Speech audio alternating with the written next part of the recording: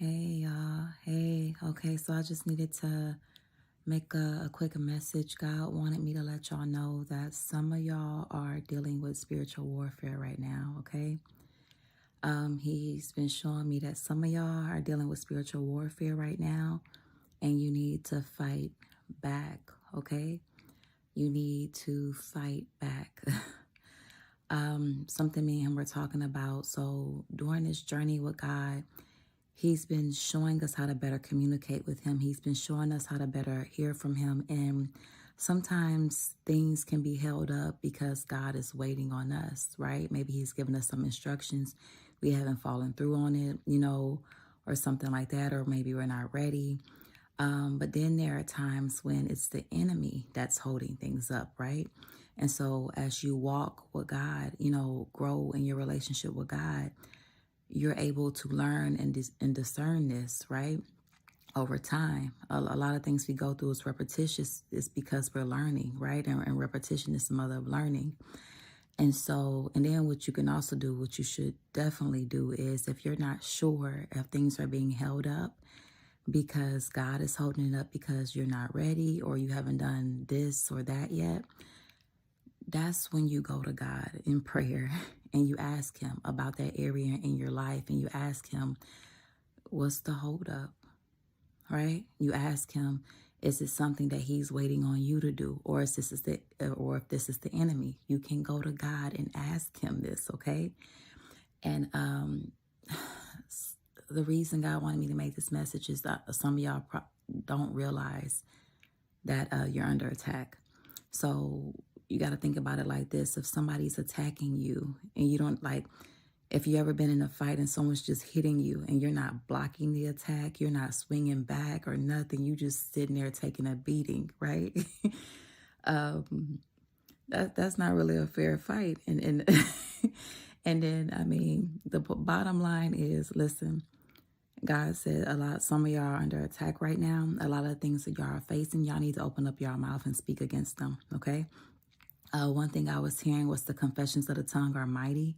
That's what I was hearing. And he was talking about spiritual warfare and Lord have mercy. But I also heard the scripture about the kingdom of heaven suffering violence, and the violent take it by force. So these are the scriptures he's been having playing in my head on repeat. And this is something he had to show me too, because, I'm just like, I'm going to be patient with God's timing. I'm going to be doing, the list of things he told me to do. I'm going to be working on those areas, right? I'm trying to make sure he finds me working.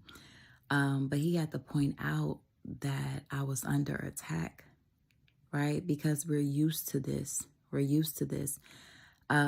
It's been repetitious for us, like I was saying.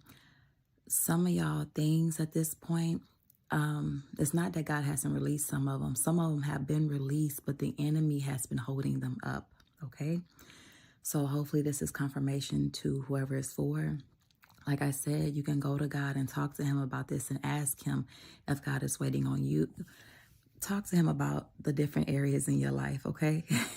Because the people I'm talking to, I know you got a lot going on. It can be work. It can be home. It can be your children. It can be your spouse.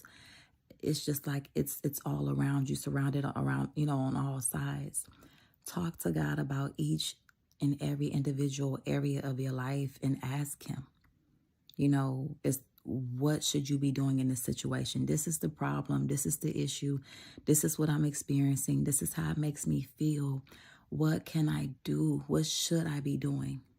Tell me what to do, Daddy. Tell me what I'm supposed to do. Y'all know I call God Dad. So tell me, what am I supposed to do to make this situation better, right?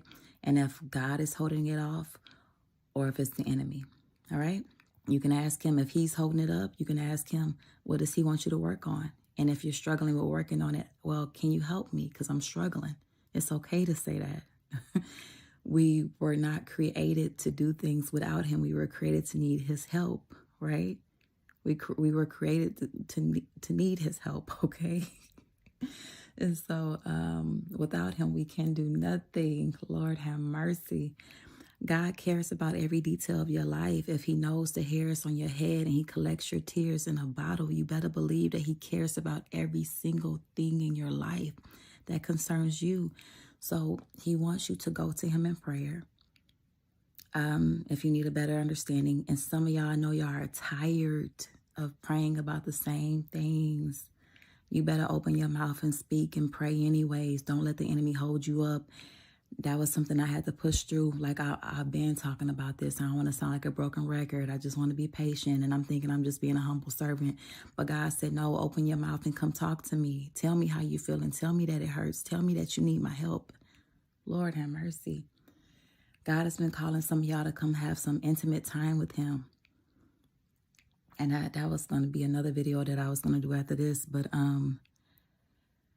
y'all need to go have that time with him because he wants to pour into you, and it's some direction that you need to get that you can only receive from him.